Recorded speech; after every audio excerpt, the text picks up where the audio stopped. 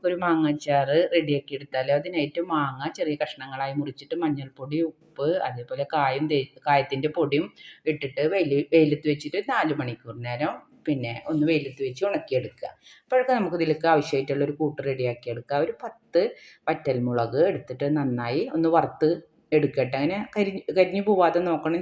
Law ഫ്ലെയിമിലിട്ട് വേണം എല്ലതും വറുത്തെടുക്കാനിട്ട്. എന്നിട്ട് അതേ പാനിൽ തന്നെ നമുക്ക് ഒരു 3/4 ടീസ്പൂണോളം ഉലുവ ഇട്ടിട്ട് ഗോൾഡൻ കളറാകുമ്പോൾ അതും കോരിയെടുക്കുക. പിന്നെ 1 ടീസ്പൂൺ കടുക്, 1/2 ടീസ്പൂൺ പെരിഞ്ജീരകം, 1/4 ടീസ്പൂൺ നല്ല ജീരകം, എല്ലതും കൂടെ ഒന്ന് വറുത്ത് എടുക്കണം കേട്ടോ.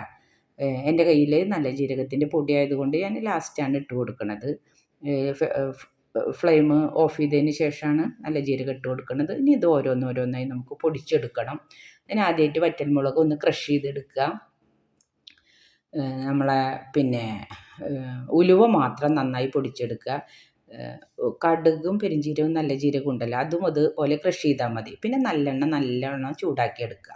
ഇനി നമുക്കിത് എങ്ങനെ റെഡിയാക്കി എടുക്കണം നോക്കാം. ഒരു പാനിലേക്ക് നമ്മൾ ഉണക്കി വെച്ചിരിക്കുന്ന മാങ്ങ ഇട്ട് കൊടുത്തിട്ട് നമ്മൾ പൊടിച്ച് വെച്ചിട്ടിരിക്കുന്ന മുളകിൻ്റെ കൂട്ട് ആദ്യം ഇട്ട് കൊടുക്കുക. പിന്നെ ഉലുവയുടെ പൊടി ഇട്ട് കൊടുക്കുക. പിന്നെ കടുകും നല്ല ജീരകവും പെരിഞ്ജീരകവും കൂടി ക്രഷ് ചെയ്തിട്ടുണ്ടല്ലോ, അതും കൂടെ ഇട്ട് കൊടുക്കുക കേട്ടോ. 2 മാങ്ങയുടെ മെഷർമെൻറ്റാണ് ഞാൻ കാണിക്കുന്നത്. കറക്റ്റ് മെഷർമെൻറ്റാണ് കേട്ടോ. പിന്നെ നമുക്ക് ചൂടാക്കി വെച്ചിരിക്കണ നമ്മളെ എണ്ണ ഉണ്ടല്ലോ, അത് ഒഴിച്ചു കൊടുക്കുക. എന്നിട്ട് എല്ലതും കൂടെ കയ്യിൽ വെച്ചിട്ട് മിക്സ് ചെയ്തെടുക്കുക. ഉപ്പ് നോക്കുമ്പോൾ ഇത്തിരി ഉപ്പിൻ്റെ കുറവുണ്ടായിരുന്നു, അപ്പോൾ ഞാൻ അതും കൂടെ ഇട്ട് കൊടുത്തിട്ടുണ്ട് കേട്ടോ. നിങ്ങൾക്ക് എൻ്റെ റെസിപ്പീസ് ഇഷ്ടപ്പെടുകയാണെങ്കിൽ ഒന്ന് സബ്സ്ക്രൈബ് ചെയ്യണേ.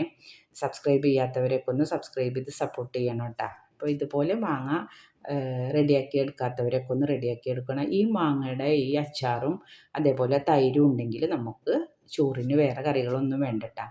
നല്ല ടേസ്റ്റാണ്. ഇൻഷാ അല്ലാഹ് അടുത്ത വീഡിയോ ആയിട്ട് കാണാം. അസ്സലാമു അലൈക്കും.